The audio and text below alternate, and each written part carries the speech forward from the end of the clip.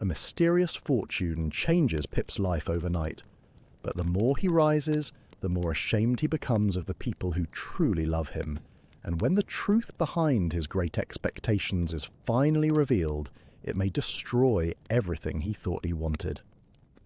I'm Roger Braveheart, and a very warm welcome to the 22-Minute Stories channel, where we are going to follow Pip's journey from the forge to London and discover the truth behind his mysterious fortune.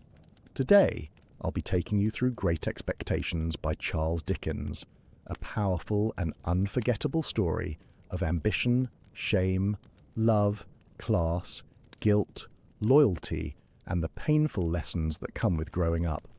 Whether you are catching up on a classic you always meant to read, looking for something thoughtful to listen to on a busy commute, or simply want a dramatic story full of secrets, heartbreak, and moral choices, this video is for you.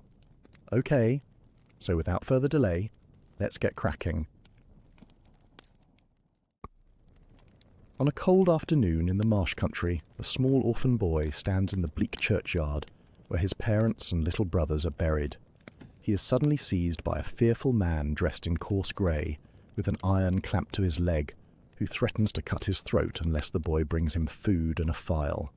The man, an escaped convict, frightens him further by claiming a terrible young companion is hidden nearby and will tear the boy open if he disobeys. Terrified, Pip promises to return at dawn with what he can steal. Pip lives with his harsh sister, who brought him up by hand and rules her gentle blacksmith husband, Joe Gargery, with a heavy temper and a cane she calls Tickler. Joe and Pip share a quiet friendship as fellow sufferers. That evening, while the household prepares for Christmas, distant guns warn that convicts have escaped from the prison ships, the hulks. Burdened with guilt and fear, Pip cannot eat his bread and hides it down his trouser leg to keep for the convict. Before dawn, he creeps into the pantry, steals food, brandy, and a fine pork pie, takes a file from Joe's forge, and runs out into the misty marshes. On the way, he stumbles upon a second convict, who strikes at him and flees, before reaching the man he had promised to help. The convict devours the food ravenously, shivering with cold and the ague. When Pip mentions the other man he saw with a bruised face, the convict reacts violently and begins filing at his iron, full of fierce hatred for the stranger. Pip slips away, leaving him still working at his fetter in the cold grey light, and runs home, heavy with the secret of his crime and the dreadful pledge he has made. Pip returns home in dread, certain his theft will be discovered, but the household is busy with Christmas preparations and the robbery goes unnoticed. The family hosts a dinner with several self-important guests, including the church clerk, a wheelwright and his wife, and a pompous corn merchant who treats himself as Pip's uncle and patron. Throughout the meal, the boy is needled and lectured about gratitude and the wickedness of the young, while Joe quietly comforts him by spooning him extra gravy. Pip's terror peaks when the brandy is called for, since he has secretly topped up the bottle with tar water, and again when the pork pie is announced. He flees the table in panic, only to run straight into a party of soldiers at the door, holding out a pair of handcuffs. The soldiers, however, want the blacksmith, not the boy. Their handcuffs need mending, and Joe sets to work at the forge while the men explain they are hunting 2 escaped convicts on the marshes. Joe and Pip, with the church clerk, are allowed to follow the hunt. Out on the dark, sleet-swept marshes, they come upon the 2 convicts struggling violently in a ditch.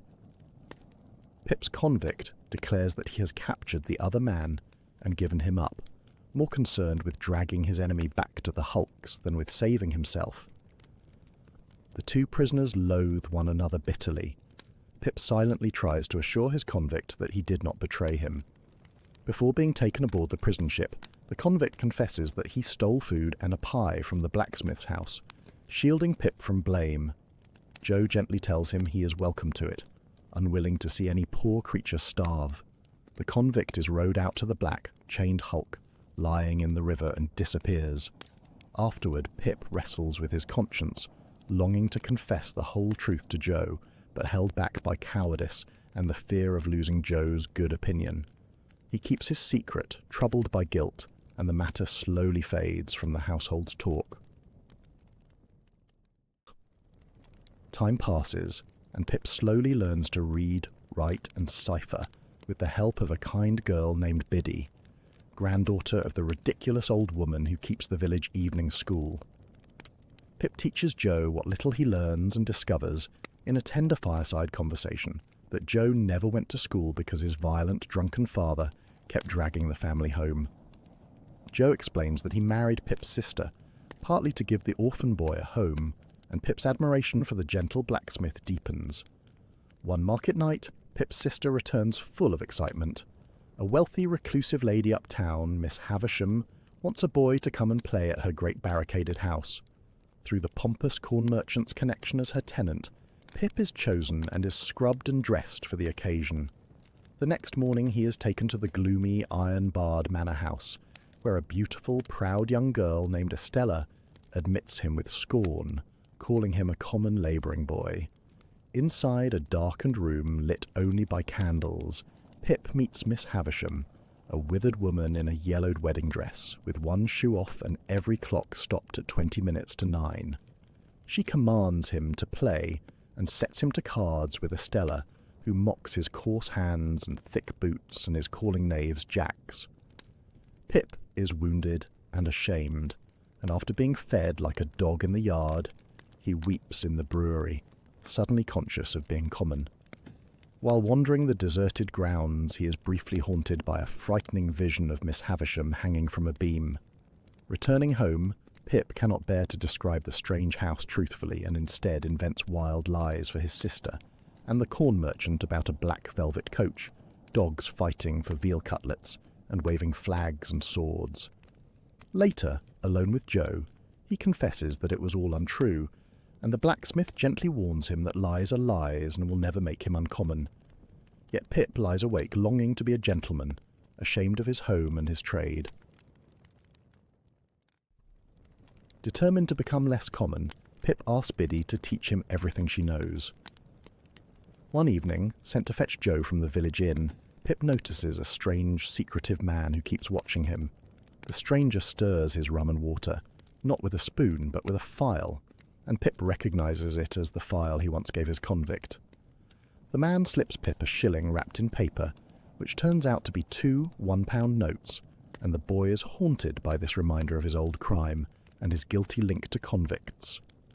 On his second visit to the manor house, Pip is shown into a room full of fawning, scheming relatives waiting on Miss Havisham, all pretending not to be the toadies they are. He meets a burly, dark man with a large head who grips his chin, warns him to behave, and smells of scented soap, a man who will later prove important. Pip's task now is to walk Miss Havisham round and round her decaying rooms, where a long table holds a rotting bride cake, thick with cobwebs and spiders. She tells him that this is where she will be laid out dead, and reveals it is her birthday, though she forbids it to be mentioned. She urges Estella to break men's hearts. Estella alternately torments and lures Pip, slapping his face, yet later offering her cheek to be kissed. In the overgrown garden, Pip encounters a pale young gentleman who insists, with elaborate formality, on fighting him. Though the pale boy is energetic and full of dancing flourishes, Pip easily knocks him down again and again until he gives up. Estella, who has secretly watched the fight with delight, rewards Pip by letting him kiss her cheek, though he feels the kiss is given coldly, like a coin. Afterward, Pip fears the law will punish him for hurting the pale young gentleman, but on returning he finds no sign of him. He settles into a long routine of visiting to push Miss Havisham in a wheeled chair, never paid, while his hopeless love for Estella and his shame at his own commonness grow steadily. Miss Havisham finally decides that Pip should be apprenticed to Joe, and asks the blacksmith to bring the indentures. Joe arrives in his awkward Sunday clothes, and overcome by the strange room, addresses all his answers to Pip, rather than to the lady. Miss Havisham gives 25 guineas as a premium, and dismisses Pip, telling Joe the boy has been good and will receive no more. The money delights Pip's sister and the pompous corn merchant, who claims all the credit for the boy's prospects, and marches him to be formally bound apprentice before the magistrates, as though Pip were a criminal. Far from feeling proud, Pip is ashamed of his trade and his home, dreading that Estella might see him grimy at the forge. He works dutifully but joylessly, sustained only by Joe's faithful example. Pip continues his education at the village school, and tries to make Joe less ignorant, though chiefly to make him worthier of Estella's notice. Working alongside them is a surly, slouching journeyman who resents Pip and bears him ill will. When Pip asks for a half-holiday to visit Miss Havisham, the journeyman demands the same, leading to a furious quarrel in which Pip's sister screams insults at him, and Joe is finally forced to fight the man, knocking him into the coal dust. Pip's visit to the manor house brings only disappointment. Miss Havisham mockingly tells him Estella has gone abroad to be educated as a lady, far out of his reach, and clearly enjoys his unhappiness. That night, walking home with the church clerk, Pip meets the resentful journeyman lurking by the turnpike, and they hear the guns signalling another escape from the hulks. On reaching the village, they find the inn in commotion and learn that something terrible has happened at Pip's home. Rushing back, they discover Pip's sister struck down, senseless on the kitchen floor, felled by a heavy blow to the head from an unknown hand, destined never to rage again.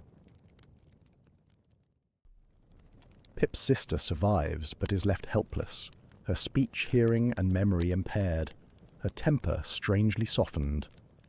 A convict's filed leg iron is found beside her, and Pip privately believes it to be his old convict's iron, turned to cruel use by either the surly journeyman or the strange man who once showed him the file. No culprit is ever caught. The kind girl Biddy comes to live with the household and tends Pip's sister with quiet skill, becoming a blessing to Joe. Pip confides to Biddy his longing to be a gentleman and his hopeless love for the proud beauty who called him common, while Biddy gently suggests such a girl is not worth winning. Pip half recognises that Biddy is wiser and better, yet cannot turn his heart from his obsession. He also notices the resentful journeyman dancing attentions on Biddy, which she dislikes and Pip resents. In the 4th year of his apprenticeship, while listening to the church clerk read aloud at the village inn, Pip is approached by a stranger who turns out to be the burly, scented soap man from Miss Havisham's stairs. The man, a London lawyer named Jaggers, announces astonishing news. Pip has great expectations. A secret benefactor wishes him to be removed from his present life, brought up as a gentleman, and to come into a handsome property. There are conditions. Pip must always keep the name Pip, and he must never inquire who his benefactor is. Jaggers becomes his guardian and offers money for new clothes and a tutor in London. Pip immediately assumes with secret joy that Miss Havisham is his patron and that he is destined for Estella. He leaves money with Joe, who refuses any payment for releasing him, and the blacksmith is deeply, quietly moved. That evening, instead of triumph, Pip feels a strange loneliness, sensing that his bright fortune is parting him from the simple, loving home he is too eager to leave behind. In the days before he leaves, Pip grows vain and condescending, already imagining how he will one day raise Joe in the world. He patronises Biddy by asking her to improve Joe's manners, and is stung when she suggests Joe may be too proud and content to be changed, accusing her unjustly of envy. Pip orders fashionable new clothes from the village tailor, and basks in the sudden respect of tradesmen, while the pompous corn merchant fawns over him shamelessly, claiming to be the founder of his fortunes. Pip pays a farewell visit to Miss Havisham, who clearly knows of his good luck and enjoys flaunting it before a jealous relative. She calls herself his fairy godmother in a way that strengthens his belief that she is his benefactor. On his last evening at home, surrounded by Joe and Biddy, Pip feels both excitement and a heavy, lonely sadness. He chooses to walk to the coach alone, ashamed of being seen beside Joe, and only as the village fades behind him does he break down in tears of regret. Arriving in the vast, ugly, crowded metropolis, Pip makes his way to Jaggers's gloomy office near the prison courts, full of disturbing relics and two ghastly casts of hanged men's faces. He learns of his guardian's fearsome reputation among the desperate people who crowd around him pleading for help.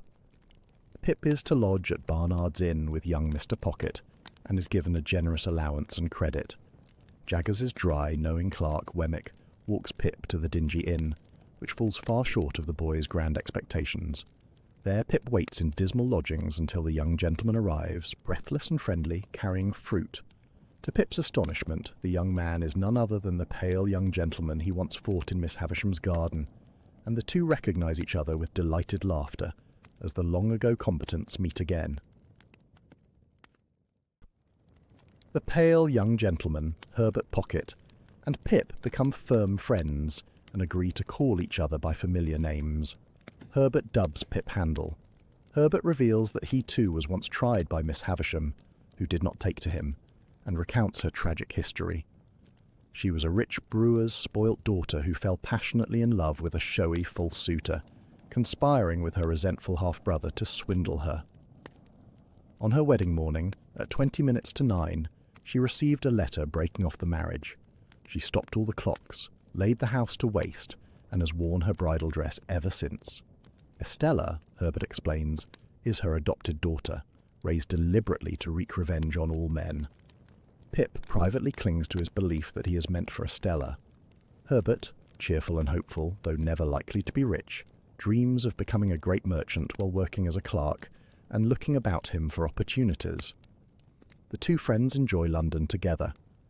Pip then goes to Hammersmith to visit Herbert's father's chaotic household, presided over by a helpless, dignity-obsessed mother who lets the servants rule everything while her children tumble about untended. Pip's tutor, Herbert's father, is a kindly, perpetually flustered scholar who tries to lift himself out of domestic confusion by his own hair. Pip arranges to keep his room at the inn and study under his tutor, and settles into expensive habits while genuinely applying himself to his books. He revisits Jaggers' office, where the dry clerk Wemmick shows him round, displaying his collection of grisly mementos from executed clients and his guiding rule to value portable property above all. Wemmick invites Pip to his home at Woolworth, and hints intriguingly that, when Pip dines with Jaggers, he should take particular notice of the lawyer's housekeeper. Pip also watches Jaggers dominate a police court with terrifying authority, grinding magistrates and witnesses alike beneath his sharp, bullying questions.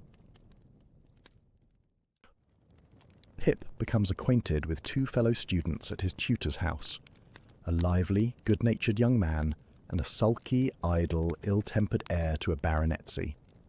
Among the grasping Pocket relatives who fawn on Pip in his prosperity is the same cluster of scheming cousins he once saw waiting on Miss Havisham. Pip accepts an invitation to Wemmick's strange little home at Woolworth, a tiny cottage built like a miniature castle, complete with drawbridge, flagstaff, and a gun fired nightly at 9 o'clock. There Pip meets Wemmick's cheerful, intensely deaf old father, the aged, and discovers that the clerk leads a wholly different life at home, warm and whimsical, leaving all his hard office sentiments behind in Little Britain. Soon afterward, Pip dines at Jaggers' gloomy house with his three companions, where the lawyer takes a peculiar interest in the sulky, brutish young heir.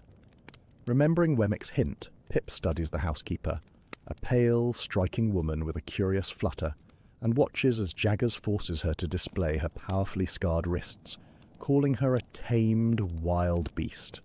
The dinner ends in drunken quarrelling, and afterward, Pip receives a letter from home, written by Biddy on Joe's behalf, announcing that Joe is coming to London to see him. Pip's reaction is shameful. He dreads the visit, fearing that the loyal blacksmith's rough manners will embarrass him before his finer acquaintances. When Joe arrives at the inn, awkward and ill at ease in his stiff clothes, clutching his hat and calling Pip sir, Pip is impatient and cold, yet Joe behaves with simple dignity, delivers his message, that Estella has come home and wishes to see Pip, and gently rebukes him by saying that the two of them belong together only in private, at the forge, and not in London among gentlefolk. With quiet grace, Joe blesses Pip and departs, leaving the young man ashamed of his own snobbery and recognising the true nobility beneath the blacksmith's clumsy exterior. Pip resolves to return to his hometown to see Estella, but cravenly decides to stay at the inn rather than at Joe's, inventing excuses to cheat his own conscience. On the coach, he finds himself travelling with two convicts, one of whom is the very stranger who once gave him the two £1 notes at the village inn. The convict does not recognise the grown, well-dressed Pip, but Pip overhears the men discussing how those notes had been sent, on behalf of a fellow prisoner, to reward the boy who had once fed a convict and kept his secret. The revelation fills Pip with dread, reviving his old buried terror. At the manor house, Pip is startled to find that the surly journeyman from the forge now serves as gatekeeper, having left Joe. Inside, he finds Miss Havisham unchanged, and with her sits an elegant, beautiful young woman, whom he gradually realises is Estella, grown far more lovely and womanly. Pip feels himself sink back into the coarse, common boy. Estella warns him that she has no heart, no softness or sympathy, and treats him with cool, careless grace. As they walk in the ruined garden, Pip is repeatedly haunted by a fleeting, inexplicable sense of resemblance in Estella's looks and gestures that he cannot place. Miss Havisham, in a fierce whisper, urges Pip again and again to love Estella, describing love as blind devotion and utter submission, as it had been for her. Jaggers arrives on business and dines with them, watching all in his guarded way. Back in London, Pip confides to Herbert that he adores Estella, and his friend, who has long known it, gently and reluctantly suggests that since Pip is not actually bound to her, he ought to try to detach himself, especially given Estella's strange upbringing. Pip admits he cannot. Herbert then confides his own secret engagement to a sweet girl named Clara, whose invalid father lives upstairs, and the two friends resolve to go and see the church clerk now performing as an actor in London. Pip and Herbert attend a hopelessly absurd performance of Hamlet, in which the former church clerk, now a tragic actor, is mocked and heckled by the rowdy audience at every turn. Afterward, they take the well-meaning, deluded actor to supper, where he plans grandly to revive and then dominate the entire English stage. Pip then receives a brief, cold note from Estella, announcing she is coming to London and that he is to meet her. While waiting anxiously for her coach, Pip runs into Wemmick, who takes him to tour Newgate prison. There Pip watches the clerk move among the condemned prisoners like a gardener among his plants, greeting clients and noting their progress toward trial, while observing Jaggers' strategy of keeping himself lofty and dealing through his subordinate. Pip is troubled by how completely his life seems steeped in the taint of prison and crime, and beats the dust of the place from his clothes before Estella arrives, ashamed that the jail should cling to him on the very day he meets the proud, refined girl he loves. He escorts Estella to Richmond, where she is to live with a fashionable lady to be introduced into society. On the way, she speaks slightingly of the scheming pocket relatives who plot against Pip with Miss Havisham, laughing at their failure, and reveals the bitterness of her own strange upbringing in that dark house. She continues to treat their relationship as something forced upon them by others, and Pip, though he kisses her hand and clings to hope, can put no trust in her tone.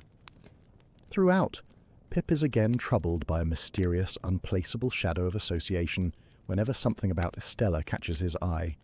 He delivers her to a staid old house at Richmond, knowing that he will be miserable with her, yet unable to keep away. Returning to Hammersmith with an aching heart, he briefly considers confiding in his flustered tutor, but thinks better of it, retreating instead into his hopeless devotion. Pip grows uneasy about the harm his lavish, idle life is doing, both to himself and to Herbert, whose simple nature he has dragged into expensive habits and debt. The two join a foolish dining club, and sink steadily into money troubles, regularly sitting down to look into their affairs and leave hopeful margins that only lead to fresh debt. The sulky, brutish heir reappears as a fellow club member. Pip's conscience is also troubled by his neglect of Joe and Biddy. Then a black-bordered letter arrives announcing the death of Pip's sister. He returns home for the funeral, an absurdly elaborate affair managed by the undertaker, and tainted by the boastful pretensions of the pompous corn merchant.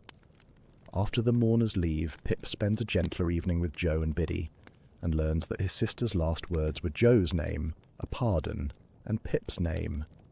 Biddy reveals she's leaving to become the new village schoolmistress. When Pip grandly promises to visit Joe often, Biddy's marked silence wounds and offends him, though he senses she doubts him rightly. He leaves still hurt, with the mists rising as he walks away. Back in London, Pip comes of age, hoping his benefactor will at last be revealed. Summoned to Jagger's office, he is told only that he will now receive a generous fixed income, paid quarterly through Wemmick, until the unknown donor chooses to appear, which may be years hence. Jaggers refuses every attempt to learn more, making clear it is a question that might compromise him. Disappointed, but determined to do some good, Pip secretly arranges, through Wemmick at his warmer Woolworth self, to use part of his money to buy his friend a partnership in a small, worthy merchant's house, all without Herbert's knowledge. The plan succeeds, and Pip weeps with quiet joy at the radiant happiness of his friend, feeling that his expectations have at last done some genuine good to somebody. Pip visits Wemmick at his Woolworth castle, where the clerk gives him warm-hearted advice and helps secretly advance Herbert's career. Pip also enjoys the gentle domestic comedy of the aged and Wemmick's lady friend. Meanwhile, Pip's torment over Estella deepens as she is settled at Richmond, where she uses him to tease her many admirers and treats their bond as forced upon them. On a painful visit to Miss Havisham, Estella and the old woman quarrel bitterly. Miss Havisham demands love, while Estella calmly insists she is only what she was made, cold because she was taught to be cold. Worse follows when the sulky, brutish heir begins openly pursuing Estella, who tolerates and even encourages him. Pip is tormented to see her favour so contemptible a man. Then comes the great turning point of Pip's life. On a wild, stormy night, alone in his temple chambers, Pip hears a footstep on the stair. A weathered, iron-grey-haired man of about 60 enters, holding out his hands with strange affection. Pip, slowly, with horror, recognizes him as his convict from the Marshes long ago. The man reveals the astonishing truth. It was he, not Miss Havisham, who has been Pip's secret benefactor all along. Having prospered as a sheep farmer and stock breeder in the New World after his transportation, he has poured his wealth into making the boy who once fed him into a gentleman, and has returned at the peril of his life to see his work. Pip is devastated. All his dreams collapse. Miss Havisham never meant him for Estella, and his fortune comes from a hunted convict. Worse, the man has returned illegally, for he was sentenced for life, and to come back means death by hanging if caught. Pip, recoiling in dread and revulsion, yet bound by terrible obligation, realizes he now holds the convict's life in his keeping. He passes a sleepless, fearful night, haunted by guilt at how he has deserted Joe for so worthless a prize, and locks the dangerous man safely in his rooms. Pip sets about hiding and protecting his dangerous benefactor, who takes the name Provis and reveals his real name to be Abel Magwitch. To explain his presence, Pip pretends the man is his uncle, and is troubled to learn that a stranger may have followed Magwitch to his door. Visiting Jaggers, Pip cautiously confirms that Magwitch is indeed his benefactor, and that the lawyer had long warned the convict never to return to England. Pip dresses Magwitch in disguise, but nothing can hide the convict in the grain of the man, and Pip's abhorrence of him deepens daily even as the man loads him with affection. When Herbert returns from abroad, Pip confides everything, and Herbert is sworn to secrecy on Magwitch's little black book. The two friends recognise their shared repugnance and consider what must be done. Magwitch's fixed idea is to enjoy seeing his gentleman flourish, but Pip resolves he can take no more money from him. The terrible danger is that if Pip forsakes him, the reckless convict might get himself caught and hanged, making Pip feel like his murderer. Herbert proposes the only safe course. They must get Magwitch out of England, with Pip going with him. Magwitch then tells his life story. Born into misery, an orphan thief, he grew up in and out of jail, scorned and hardened by a society that gave him tracts, but no work. He fell in with a smooth, gentlemanly swindler named Compayson, who made him his slave in forging and passing stolen notes. Compayson had a sickly, terrified partner who died raving of a vengeful woman in white.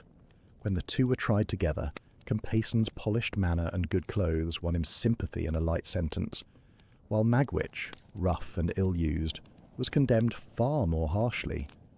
Magwitch's hatred of Compason is bottomless. Compason was the second convict on the marshes, whom Magwitch dragged back rather than let escape. Herbert quietly passes Pip a note, revealing that the dying partner's name was Arthur, and that Compason was the very man who jilted and ruined Miss Havisham. Before arranging Magwitch's escape, Pip resolves to see Estella and Miss Havisham one last time. At the inn in his hometown, he has a tense, bristling encounter with the sulky, brutish rival suitor, who openly boasts of dining with the lady and riding out with her, cutting Pip to the heart. At the manor house, Pip confronts Miss Havisham, telling her he has discovered his real benefactor, and that she cruelly let him believe she meant him for Estella. He pleads on behalf of his tutor and Herbert as honest, generous men, asking her to do them a lasting service, and she agrees to provide the money he needs. Then Pip turns to Estella and pours out his long, hopeless love. Estella, calm and unmoved, tells him she has no heart for such feelings and reveals that she is going to marry the brutish rival. Pip is anguished and begs her not to throw herself away on such a man, but she says it is her own act, that she is tired of her life, and that they will never understand each other. As Pip declares that Estella has been part of his very existence, and will remain so to his last hour, Miss Havisham watches with a ghastly look of pity and remorse. Devastated, Pip walks all the long way back to London on foot. Reaching the Temple Gate near midnight, the night porter hands him a note left by a messenger. By the lantern's light, Pip reads 4 chilling words in Wemmick's writing. "Don't go home." Alarmed, Pip turns away and takes a bed at a dingy lodging-house instead, passing a sleepless, haunted night with the warning echoing in his mind. The next morning he hurries to Woolworth to consult Wemmick in his private, warmer self. There the clerk explains that he has heard through Newgate sources that Magwitch is under suspicion and Pip's chambers are being watched. Crucially, he has learned that Magwitch's deadly enemy Compeyson is alive and in London. Herbert has already hidden Magwitch safely at the riverside house of his sweetheart's family, and Wemmick urges Pip to lie low and seize the convict's portable property. Pip goes to the riverside house at Millpond Bank, kept by a kind widow, where Herbert's gentle sweetheart cares for her gout-ridden, rum-soaked, perpetually growling father. There Pip finds Magwitch, now using the name Campbell, hidden in comfortable upper rooms and strangely softened. Pip relays Wemmick's warnings and advice. Herbert proposes a clever plan.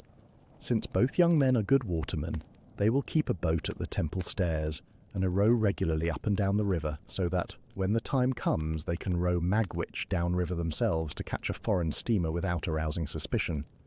Magwitch is to watch for them from his window and signal that all is well. Pip takes up rowing in earnest and keeps watch, ever fearful of being observed, dreading that any dark mark on the river might be Magwitch's pursuers. Weeks pass without word from Wemmick.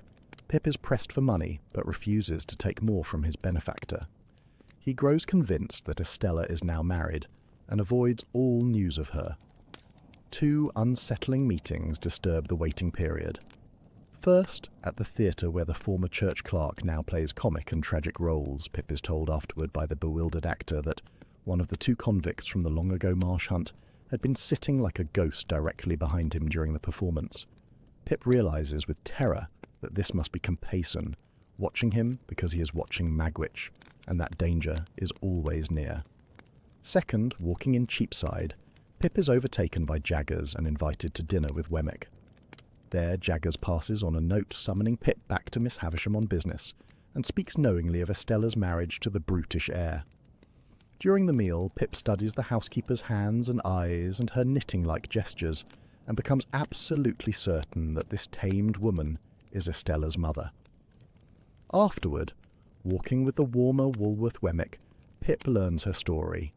Years ago she was tried for the strangling murder of another woman, acquitted through Jaggers's brilliant defence and taken into his service, having once had a little girl.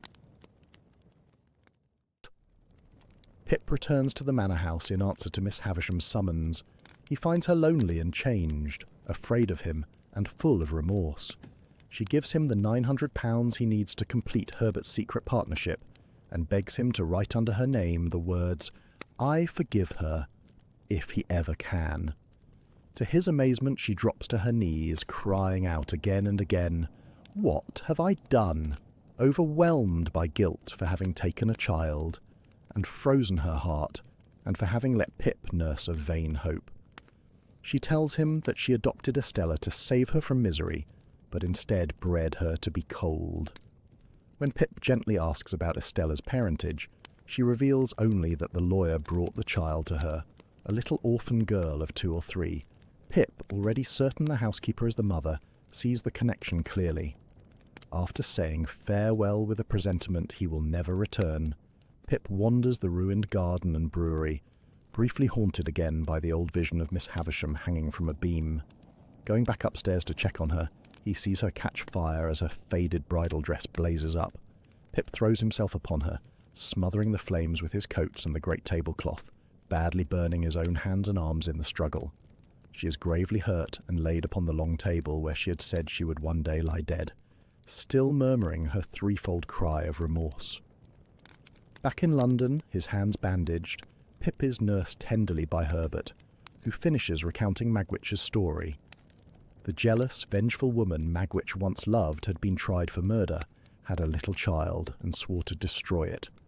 Piecing it together, Pip realizes with certainty that the man hidden down the river is Estella's father, and the tamed housekeeper her mother.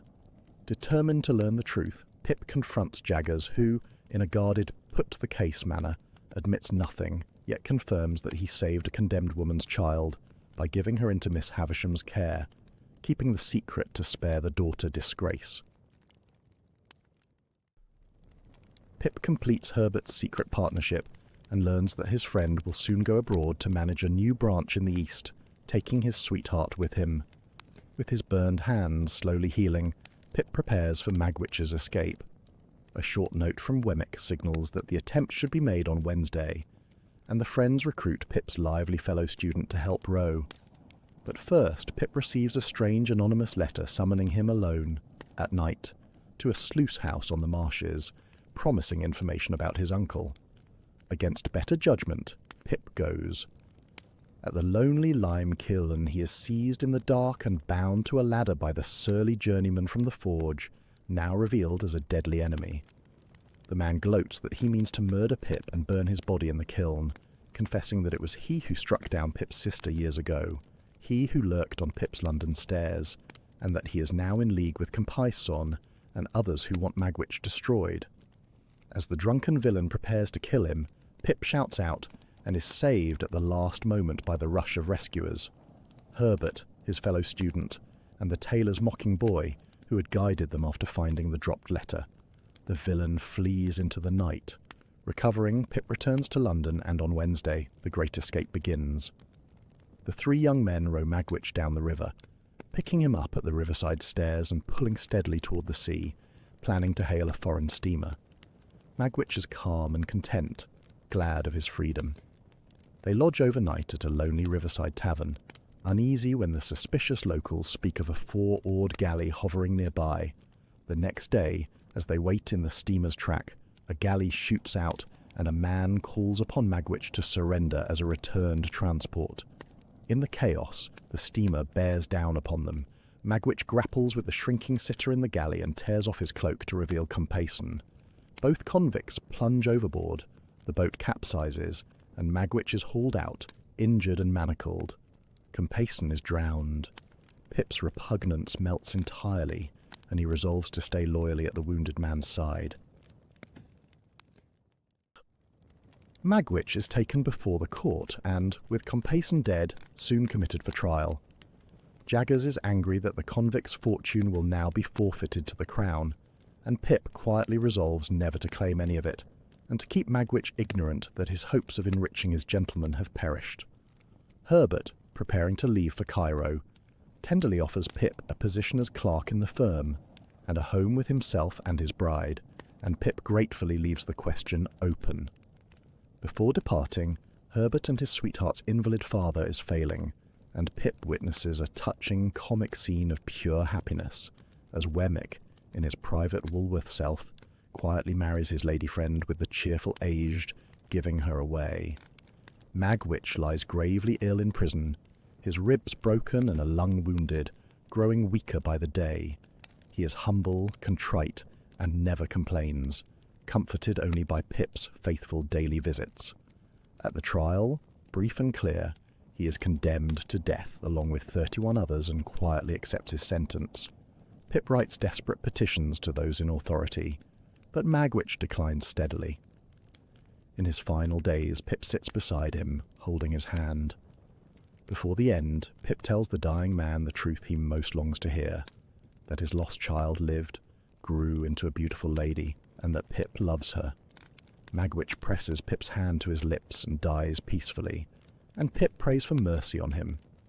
Left alone and deep in debt, Pip falls dangerously ill, arrested for debt as he lies fevered in his rooms. Through weeks of delirium he is haunted by terrible visions, but throughout it all one constant figure tends him. Every face seems to settle into the likeness of the faithful blacksmith. At last, Pip wakes to find that Joe has indeed come, nursing him with patient tenderness, paying his debts, and bringing news from home.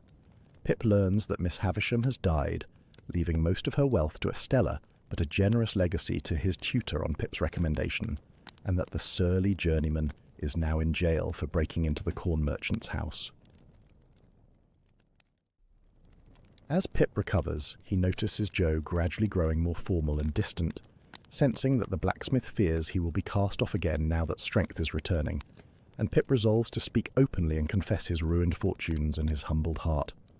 But before he can, Joe quietly slips away one morning, leaving a tender note and with it a receipt showing that he has secretly paid off all of Pip's debts.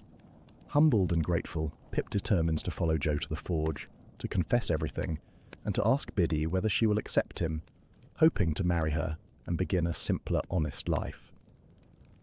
Returning to his hometown, Pip endures one last encounter with the pompous corn merchant, who shamelessly poses as his earliest benefactor, and lectures him on ingratitude before an audience at the inn. Pip then walks to the forge with a softened, repentant heart, only to find it shut. To his astonishment, Joe and Biddy stand before him arm in arm.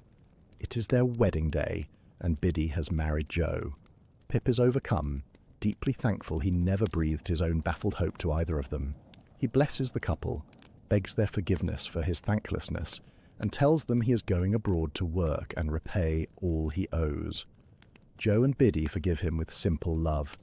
Pip joins Herbert overseas, becomes a clerk, and eventually a partner in the modest, honest firm. Lives frugally, pays his debts, and learns at last that Herbert's inaptitude had really been his own. 11 years later, Pip returns to find Joe and Biddy happy, with a little boy named Pip sitting by the fire. Biddy gently tells him he must marry, but he believes he will remain a bachelor. That evening Pip visits the ruined site of the old manor house, now cleared away, and there meets Estella, widowed, humbled and changed, her pride broken into a better shape by suffering.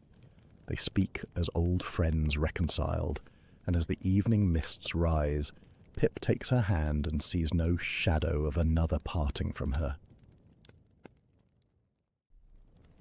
When I look at this story as a whole, I think the author is asking a simple but searching question.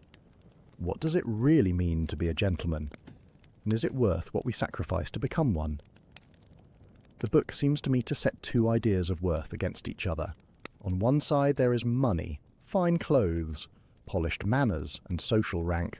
On the other there is honesty, loyalty, gratitude and a kind heart.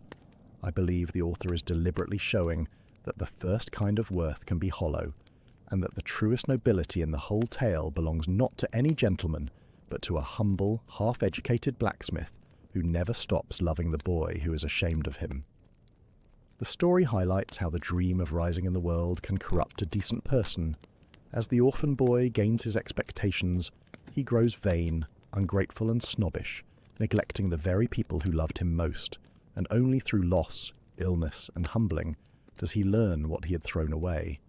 I think the author may be drawing attention to the danger of building one's identity on appearances and on other people's money. There is also, it seems to me, a sharp criticism of how society judges people. The story shows a convict treated as worthless and a polished swindler escaping punishment, simply because he looks and speaks like a gentleman. And I think the author is pointing out the cruelty and unfairness of a world that measures worth by class and surface. The book suggests that wealth itself can be tainted, and that fortune handed down from crime brings no real happiness. Another theme that strikes me is the warping power of nursing old wounds. The jilted recluse and the cold beauty she raises both show how bitterness, revenge, and the refusal to forgive can imprison and disfigure a human heart, and the story suggests that such self-made misery only spreads more pain.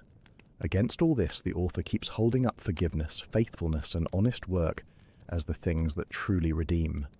In the end, the boy finds peace not in riches but in repaying his debts, confessing his faults, and being forgiven by those he wronged. I believe the author wants us to feel that real expectations should be of becoming a better person, not merely a richer one, and that gratitude and love matter far more than rank. Thank you for staying till the end of Great Expectations. You obviously are a glutton for punishment. Please hit the like icon if you thought this video deserves it, so other people get to see it. Let me know in the comments which book you would like me to read to you next. Now YouTube have put on screen a channel subscribe icon, and below it my latest video for you to check out. See you next time.